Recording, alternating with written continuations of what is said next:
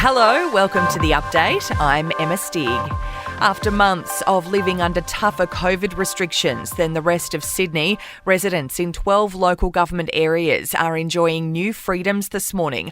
All of Sydney is now under the same regulations. Meantime, Victorians who've been stranded in New South Wales can finally return home. Victoria's Chief Health Officer, Brett Sutton, says they can now apply for a permit. They'll have to quarantine at home for 14 days and get tested at regular intervals through that 14-day period. It comes as the city of Greater Geelong, the neighbouring Surf Coast Shire and the Mitchell Shire north of Melbourne have entered their first day of a week-long lockdown. Another shipment of Moderna vaccines has arrived overnight. 750,000 doses were flown in from Europe just after 9 o'clock. They'll be distributed to pharmacies with the first shots available from Wednesday. Prime Minister Scott Morrison heads to the US today for a meeting of the new Quad Alliance. It brings together the leaders of Australia, the United States, India and Japan to discuss key issues in the Indo-Pacific region, including concerns about China. Workshops to educate federal MPs and staff about sexual assault and bullying begin today. They've been introduced following rape allegations by Liberal staffer Brittany Higgins at Parliament House.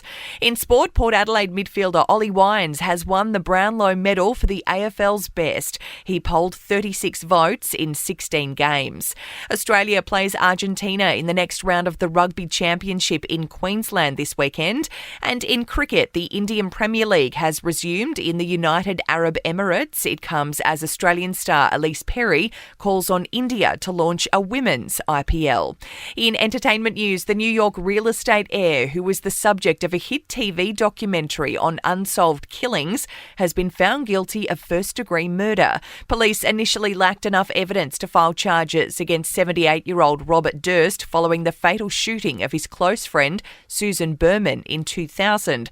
The case was reopened after Ms Berman's stepson acquired new evidence that pointed to him as the killer. Comedian Chris Rock is urging his fans to get vaccinated after he tested positive for COVID. He says it's not something anyone would want. And Adele and her new boyfriend are Instagram official, the singer posting a rare pic of herself and the sports agent at a friend's wedding. And that's the latest from the Nova Podcast News team, but we'll see you tomorrow morning for another episode of The Update.